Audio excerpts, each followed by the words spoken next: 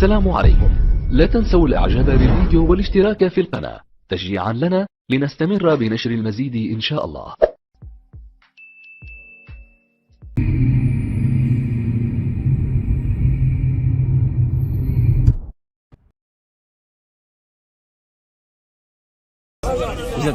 You see the love, you see the peace here. Ask brother, ask me very The much. Rohingya Muslims, hundreds and thousands of them, are killed by millions. You know, I have best friends. Are they Buddhists who are killing the Rohingya Muslims? Driving away from their homes, burning them alive, burning their homes alive. Right. Are these Buddhists? In Myanmar. They are Buddhists. Where is the compassion? Where is the love? Where is the tolerance? It's only in books, is it? Where is it in practice? It's minority. Fine, maybe a minority, but the whole government is behind them. I know that. So it's not just minority backed by the government. Okay. I'm not going to judge Buddhism by the actions of people. What did Buddha actually preach? He had three essential teachings. Okay? The whole world is in misery, suffering, called dukkha. The reason of this suffering... Buddha don't say you have to do that, you have to do that, you have to do that. Let me tell you the essential teaching of Buddha. He say, you know, Buddha say, he say, I'm not in the right way. Try this, try it, and you will experience. Buddha explains the suffering in this world is real. The reason why it's happening this is because of people's desires, trishna. People's trishna, these desires. Desire, yeah, exactly. And the way to solve this problem is to get rid of your desires and achieve a state of nirvana. Yep. This is the teaching of Buddha. Buddha doesn't talk about whether God exists or not. Yeah, exactly. Who created this world or not. Buddha is not God. Yes, yeah. But here is where this teaching is limited in its scope. Possibly. Because we need to know why we are here and where did we come from and where we're going, who put us here. Buddha is assuming automatically we are already here. Don't need to know who put us here. And we are in a big mess. And he says, to get out of this mess, you have to be selfless. Don't be selfish. And so on, right? But we're saying that is a very limited scope of teaching of this reality. We need to know the whole picture. Where did this universe come from? Was it always there? Or did someone create it? Islam gives us a clear picture on this, clear teaching and guidance that this universe at one point didn't exist. Allah, this is the name of God. Allah created this universe and created us for a reason. He did not create this universe as utopia, as paradise, as Jannah, as heaven, where there is no problems. He created this life for a test, so that we can be sure whether we deserve to go to a place which is heaven. So there is another place in the second life called the afterlife. This life, we will all die. Every single one of us will taste death. Every one of us. But within the lifetime that we have to fulfill our obligation, our purpose in life. If we do this, then the grace of God, paradise, tranquility, happiness, joy, bliss, comfort awaits us. If we don't fulfill our purpose and we become arrogant and stubborn, then those who are like this, they will go to a place of misery, suffering, torture, punishment, unhappiness in the afterlife. And in the afterlife, there is no death. It is a life forever. Whether life of happiness, of life of punishment. We have to choose which one we want to go to. Of course, you and I, we don't want to go to a place of punishment forever and ever. We want to go to a place of happiness and comfort and tranquility. That place we can go by fulfilling the purpose we are created for. Our purpose of creation is to worship God alone and none but God. Worship is not a term which means you only do certain rituals. Worship is everything that you do in your life that God is pleased with, and you do that in accordance with what He wishes you to do. So if you smile to your brother, that becomes charity, and charity is worship. If you remove an obstacle from the road, a thorn, a rock, anything that's going to harm others, that becomes charity, that becomes worship. Do you see how worship is not just going to a mosque and only fasting and praying and going to Hajj and giving zakat? Worship encompasses all our life's affairs. It's okay, all of it. Yeah, how we interact with other people. What is your priority? Is God or is your goal in daily life? No, our priority is fulfilling our life in accordance with how God is pleased with. So there are rights of God, there are rights of human, there are rights of the environment, there are rights of animals, there are rights of creation. We have to. What's your priority? Is God or Okay, is your, for example? Okay, think about it. I will answer this question straight. I asked you a question because one of my best friends has living in Paris from Morocco. He looks like Muslim, you know, and his priority is Allah. When I speak with him, he speaks only his Allah. He don't speak about his son, his wife. You know, he left in 3 years to Morocco to learn the Quran, to be teacher. You know, he gave up his wife and his son. He always has him, but his wife and son stay in Paris, and in him go for 3 years in Morocco. How do I understand? Where is the love? Where is the love? You know. Sure. That's why I say in Islam, of course, the priority is. Islam, you have human being. Okay. You know? In our belief, of course, the priority is the rights of God first. But it doesn't mean you forget and neglect the rights of others and rights of, for example, our Prophet ﷺ said, our own body has a right over us. Our own body has a right over us, that we need to look after it. We shouldn't commit suicide. We shouldn't harm our body. We should eat food which is healthy and nourishing and pure. We shouldn't really damage ourselves. Yeah. Our wives or our spouse or our husbands have right over us. Yep. So our spouse have right over each other. We cannot neglect them and just go somewhere and then that's it. You don't look after them, you don't talk to them, you don't care for them, you don't even talk to them. No, they have a right over you and you have a right over them. Our children have a right over us and we have a right over them. Likewise, the animals have rights. We cannot neglect them. The environment have rights. We cannot destroy our environment, pollute our environment. Do you understand that? But if you considered the prioritization of this, imagine an individual, think about 1 second, right? On this issue. Someone does everything. They look after themselves, look after their spouse, their husband, their wife, their children, their parents, the environment, the animals, but don't worship God. Do you think that individual should be rewarded by God in the hereafter?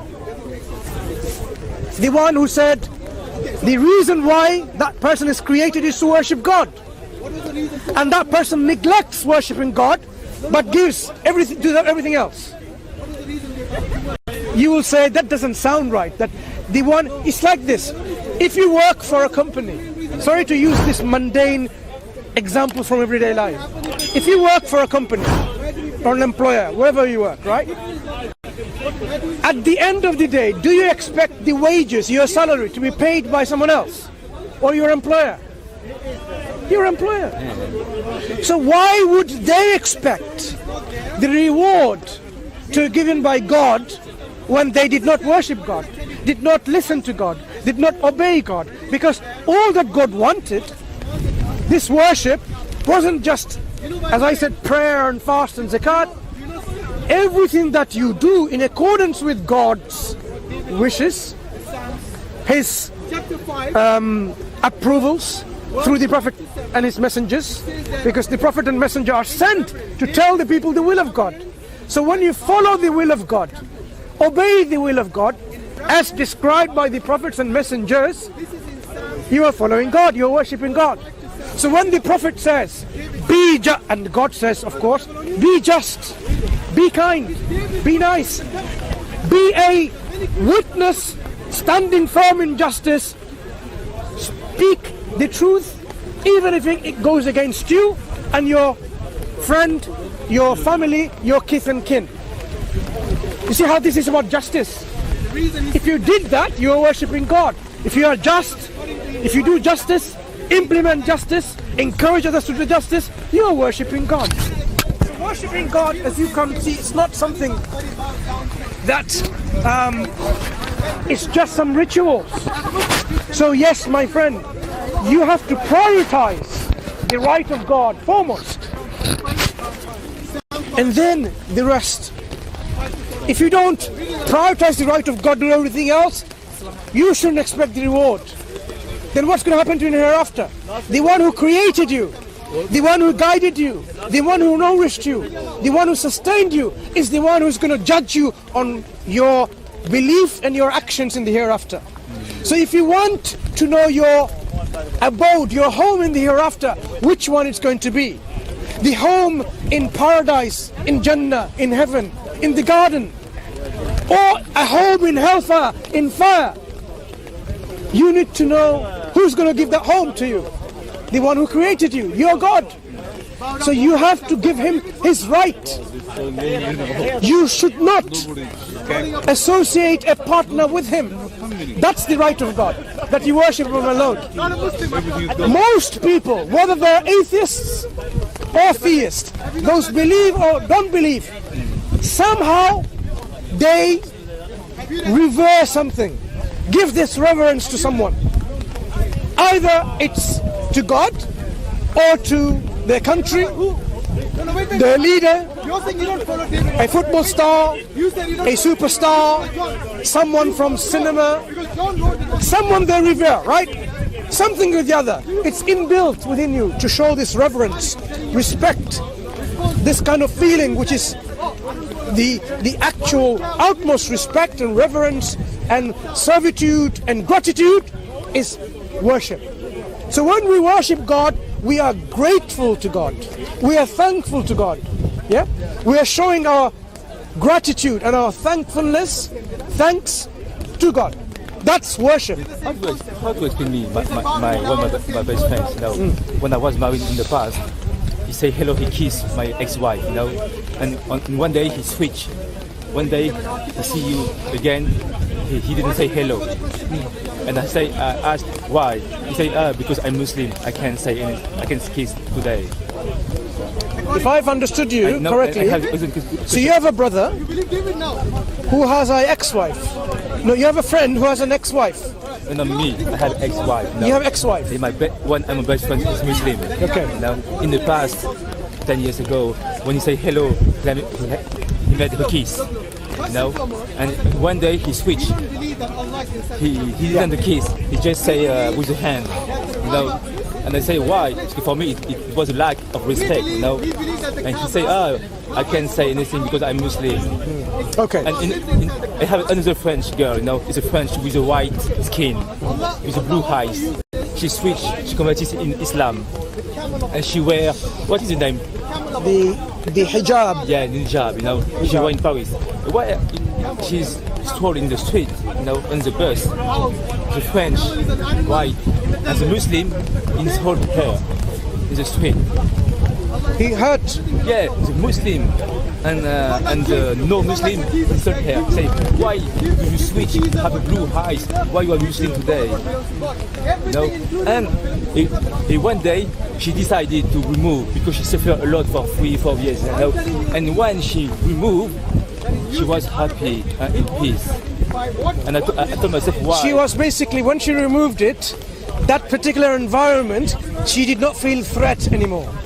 So when you feel threatened, for example, if somebody puts a gun on your head and say, dance like a monkey, you might dance like a monkey because you are threatened, right? Your life is in danger. If your life is not in danger, you wouldn't do that. So Muslims are commanded, man and woman, to dress modestly. We have a dress code.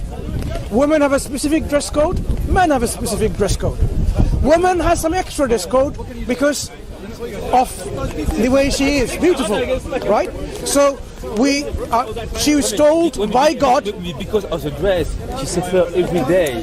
She receives every day insult. The amount of suffering she is suffering, maybe in a country who do not understand and appreciate this. They think that why God didn't help her. You know? Yeah, the person should have helped her. People should have helped her. Whether you're a Muslim or non-Muslim, when you see someone oppressed, you should be helping. For example, if I see a woman oppressed, let me ask you. I don't have to ask the question first, is she a Muslim or non-Muslim, to help her. If I'm able to help, I should help. Would you not agree? If you are able to help, you should help. You should not ask, oh, is she a Buddhist follower? Is she a Filipino? Or is she a Muslim? Or is she a Chinese? These shouldn't come into play. She's a human being. Yeah? Being oppressed, being harassed, about to be raped, whatever. We should be helping, regardless of who she is, in terms of her race, color, in terms of her language, in terms of her richness, in terms of her religion. We should help. Do you agree? So as Muslims, God has given us certain codes of life, how we interact in society, how we go about in society. We shouldn't go about in society naked, for example. Even this society, people wear clothes. Why? In summer, why do you wear clothes? It's so hot. But people still wear clothes, because clothes is also something that helps cover our modesty. Some people cover so little, and some people cover adequately, sufficiently, in terms of modesty. In the early 1900 in England, do you know how women used to dress? English women in this country. If you saw them, you'd think they are Muslims wearing hijab. That was the sign of modesty then. But of course, the cultural understanding of the society has changed, where they want to be free and liberal. This liberal mindset have made them to go away from a full dress, to remove her dress up to here, to the ankle, to the knees, to the thighs, and now almost naked. Like us, you can always see, I have to go. Yeah. So So what we're saying is, of course, we have to go. It was nice talking to you. Yeah, me too. The question that you asked, just to summarize this question, if I can remember, about this Muslims pressure. We consider the precious. We consider women precious.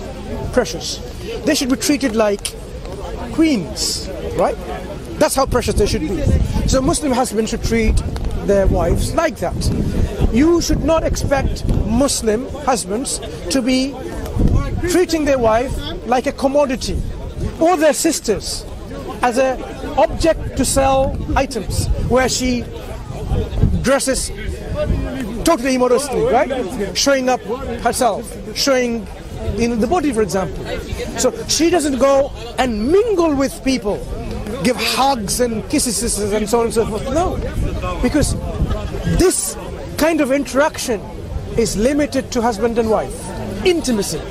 Imagine a culture, where the first thing that you do, they have a French kiss. You say, what's going on? That's my girlfriend, that's my wife. You don't like it. Yeah? So, in Islam, the interaction that we have between husband and woman is intimate relationship in homes, in their privacy. In public, they shouldn't be interacting with others where you give them a hug and a kiss and so on. Physical intimacy is not for other people. I know because do you understand that? Yeah, I'm not agree, but I accept my friends because my friend is the same. But I don't understand. I don't accept, but he's my best friend, so I accept him. Because I love him. But for me, it's weird. Because you're brought up in a culture where it is normal, like doing these things. If you have in a culture where men and women don't even shake hands, and you shake their hands, they'll have a shock, like what's going on? This is what happened with Muslim women when doctors and people from work, they start saying shake their hands. They're not ready for this. It's not something within their teaching, within their normal culture.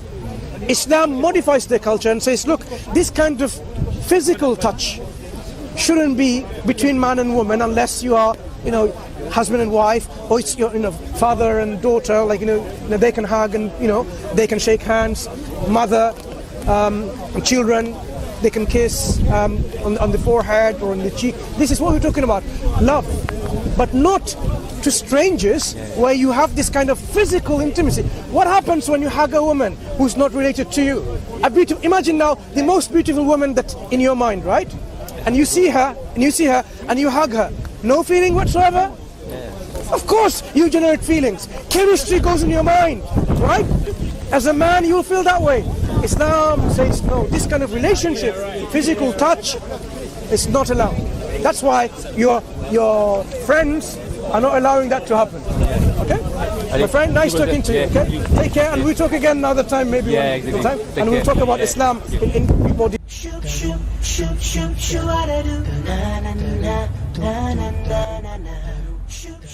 إذا أعجبك الفيديو لا تنسى الإعجاب والتعليق، ولكي يصلك كل جديد اشترك الآن.